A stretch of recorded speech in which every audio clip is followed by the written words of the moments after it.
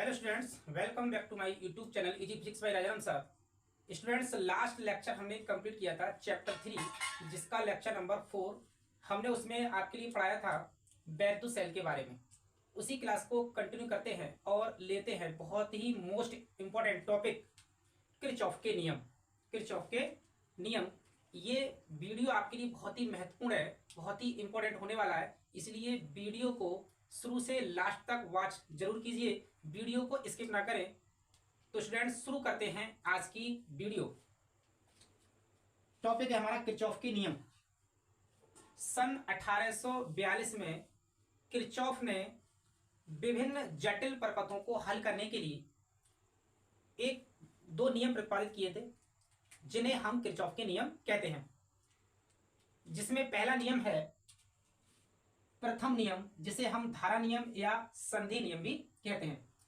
पहले नियम के अनुसार किसी दिष्ट धारा परपथ के लिए किसी संधि बिंदु पर मिलने वाली समस्त धाराओं का बीजगणितीय योग शून्य होता है। ठीक है ना, किसी संधि बिंदु पर मिलने वाली समस्त धाराओं का बीजगणितीय योग शून्य होता है। यह किरचॉफ ने प्रथम नियम में बताया था। अर्थात समेशन I बराबर 0। सामने एक परपथ बना हुआ है जिसमें किसी बिंदु O पर बहुत सारी धाराएं इस यहां से निकल रही हैं और बहुत सारी धाराएं इस बिंदु की ओर आ रही हैं। ठीक है, तो मान लीजिए I1, I2 और I3 धाराएं इस संधि बिंदु O की ओर क्या हो रही है, प्रवेश कर रही हैं, जबकि I4 और I5 जो धाराएं हैं वो संधि बिंदु से क्या हो रही है, दूर की ओर। ठीक है ना, ये संधि बिंदु O से दूर की ओर जा रही हैं, अर्थात बाहर की ओर निकल रही हैं। तो किरचॉफ के नियम के अनुसार जो धाराएं संधि बिंदु O की ओर प्रवेश करती हैं उन्हें हम पॉजिटिव साइन के साथ लेते हैं, जबकि जो धाराएं संधि बिंदु से दूर की ओर, ठीक है ना, जो धाराएं संधि बिंदु से दूर की ओर या बाहर की ओर निकलती हैं उन्हें हम नेगेटिव साइन के साथ लेते हैं। तो इसको विस्तारित रूप में कैसे लिखेंगे, संधि बिंदु O पर, संधि बिंदु O पर, ठीक है, संधि बिंदु I1 plus I2 plus I3, ये जो तीन धाराएं हैं वो संधि बिंदु O की ओर आ रही हैं, जबकि I4 और I5 इस संधि बिंदु O से दूर की ओर निकल रही हैं, अर्थात इनको हम क्या लेंगे, माइनस में। I4 माइनस I5 बराबर क्या हो जाएगा, 0। क्या मिल जाएगा, 0। अगर हम इसको ऐसे भी लिख सकते हैं, I1 plus I2 plus I3 बराबर I4, ये माइनस में, बराबर के बाद प्लस और प्लस का I5। ठीक है, प्लस का क्या हो जाएगा, I5। I1 plus I2 plus I3 ये क्या है, संधि बिंदु O की ओर जाने वाली धाराएं, जबकि I4 प्लस I5 ये क्या है, संधि बिंदु O से बाहर की ओर निकलने वाली धाराएं। तो हम कह सकते हैं कि किसी संधि बिंदु पर या संधि बिंदु की ओर जाने वाली धाराओं का योग उस संधि बिंदु से दूर जाने वाली धाराओं के योग के बराबर होता है। ठीक है, तो ये हो गया किरचॉफ का प्रथम नियम।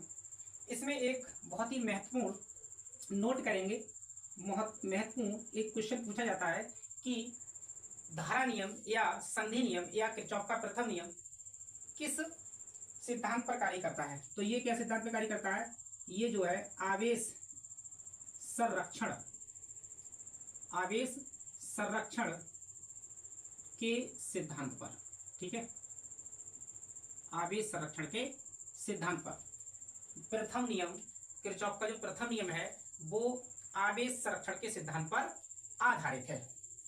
इसके बाद किरचॉफ का द्वितीय नियम। ठीक है, किरचॉफ का द्वितीय नियम, इसी को हम बोलते हैं बंद पास का नियम या लूप का नियम। इसे वोल्टा का नियम भी कहा जाता है। ठीक है, किरचॉफ का द्वितीय नियम किसी भी नाम से आ सकता है, बंद पास का नियम या लूप का नियम या वोल्टा का नियम, इसे हम वोल्टा का नियम भी कहते हैं। द्वितीय नियम के अनुसार किसी विद्युत परपथ के बंद पास के विभिन्न खंडों में बहने वाली धारा तथा उसके संगत प्रतिरोधों का गुणनफल उस पास में लगे समस्त विद्युत वाहक बलों के बीज गणितीय योग के बराबर होता है। अर्थात हम इसको लिख सकते हैं summation I into R this is equal to capital E means विद्युत वाहक बल। ठीक है, समेशन आई आर बराबर क्या हो जाता है कैपिटल ई का मतलब विद्युत वाहक बल। ठीक है, I R I into R है ना, बहने वाली धारा, विभिन्न खंडों में बहने वाली धारा और उसके संगत प्रतिरोधों का गुणनफल। आई इंटू आर उस पास में लगे विद्युत वाहक बलों के बीज गणितीय योग के बराबर होता है। उस पास में अगर विद्युत वाहक बल ई लगा है तो ये हो जाएगा आई इंटू आर इक्वल टू क्या हो जाएगा समेशन ई। ठीक है, समेशन ई। ठीक, अब इस सामने एक सर्किट बना हुआ है, इसमें एक विद्युत वाहक बल E1 है। ठीक है, एक दूसरा विद्युत वाहक बल क्या लगा हुआ है E2 लगा हुआ है और इसे इस चित्र के अनुसार सेट किया गया है। इसमें पहला प्रतिरोध R1, दूसरा R2 और 3 प्रतिरोध, इसमें एक तीसरा है R3 संयोजित किए हैं। विद्युत वाहक बल जो पहला E1 है, इसमें से E1 से प्लस सिरे से धारा निकलेगी और ये धारा होगी आपकी I1। इसी प्रकार E2 से निकलने वाली धारा कौन सी है I2। यहाँ से I1 धारा और यहाँ से क्या निकलेगी I2 धारा। तो इसमें इस वाले जो खंड में धारा बहेगी इसमें क्या बहेगी I1 प्लस I2। ये I1 यहाँ से और I2 यहाँ से, तो इसमें कौन सी धारा होगी I1 प्लस I2। ठीक है, तो प्रतिरोध R3 में बहने वाली धारा कितनी हो जाएगी I1 प्लस I2।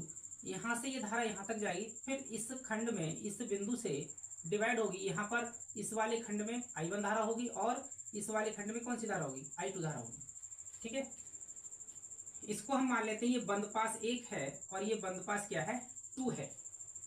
बंद पास 1 है और ये बंद पास कौन सा है 2 है और इसकी डायरेक्शन हम इस टाइप से लेते हैं। ठीक है ना, इसकी भी डायरेक्शन हम इस टाइप से लेते हैं। इसमें इस नियम को लगाते समय चिन्ह प्रॉपर्टी क्या होगी।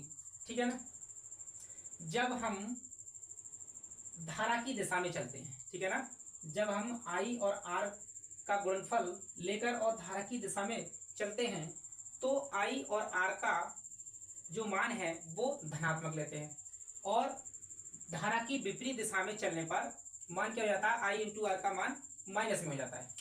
इसी प्रकार जब हम विद्युत वाहक बलों के लिए जब हम धन सिरे से माइनस सिरे की ओर चलते हैं तो विद्युत वाहक बल को हम ऋणात्मक लेते हैं।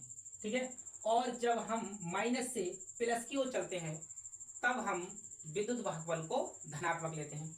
ठीक है, तो यहाँ पर देखेंगे किरचॉफ का द्वितीय नियम इस पर जो है लागू करेंगे। बंद पास 1 के लिए, बंद पास 1 के लिए, बंद पास 1 के लिए।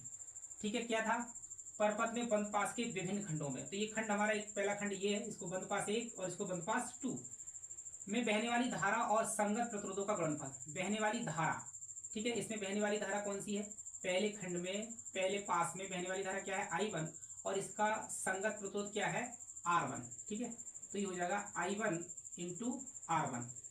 ठीक है, और इसी खंड में देखेंगे और हमने ये धारा की दिशा यूँ ले रहे हैं। ठीक है ना, हम धारा इधर से इधर को आ रही है और हमने धारा की दिशा ऐसे ले रखी। ठीक है ना, इस साइन जो लगा है इसके अनुसार, इस तीर के अनुसार। ठीक है, तो धारा इधर से इधर को आ रही है तो क्या है I2 क्या हो जाएगी ऋणात्मक हो जाएगी।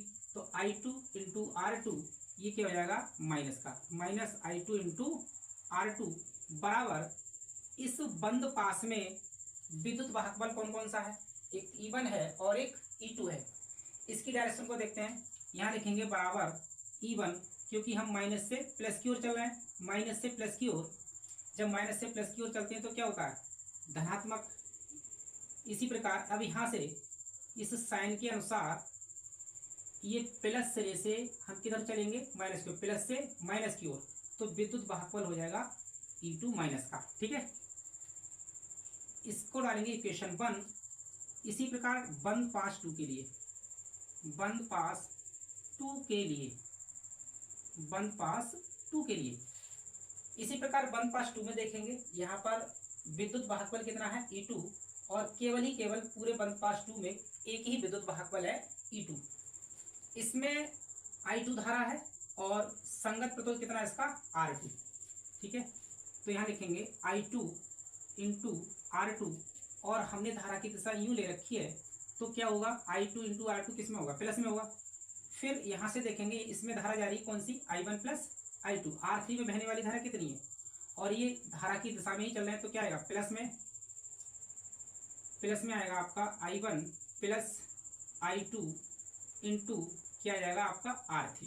ठीक है, प्रतिरोध क्या आ जाएगा I1 प्लस I2 धारा होगी I1 plus I2 into R3 बराबर इसमें विद्युत वाहक बल कितना है, एक ही विद्युत वाहक बल है E2। ठीक है ना, बराबर क्या हो जाएगा E2 और इसमें धारा की दिशा माइनस से प्लस की ओर, तो विद्युत वाहक बल किसका हो जाएगा प्लस का। इसको डालेंगे हम इक्वेशन 2। ठीक है, तो किसी भी जटिल परिपथ को सॉल्व करना है, उसमें धारा और प्रतिरोध और विद्युत वाहक बल का मान ज्ञात करना है, तो हम इन दो इक्वेशंस की सहायता से उसमें आई आर का मान हम ज्ञात कर सकते हैं।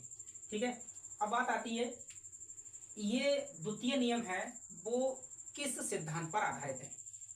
ठीक है, तो किरचॉफ का जो द्वितीय नियम है यहाँ नोट डाउन करेंगे। किरचॉफ का जो द्वितीय नियम है वो ऊर्जा संरक्षण पर आधारित है। ठीक है ना, ये नियम है वो ऊर्जा संरक्षण पर आधारित है। ठीक है, किरचॉफ का प्रथम नियम आवेश संरक्षण के सिद्धांत पर आधारित है। ठीक है, और किरचॉफ का द्वितीय नियम ऊर्जा संरक्षण के सिद्धांत पर आधारित है। तो ये हो गए किरचॉफ के नियम। बोर्ड एग्जाम की दृष्टि से ये नियम बहुत ही इंपॉर्टेंट है, इसलिए स्टूडेंट्स इसको बोर्ड एग्जाम के लिए जरूर तैयार कीजिए।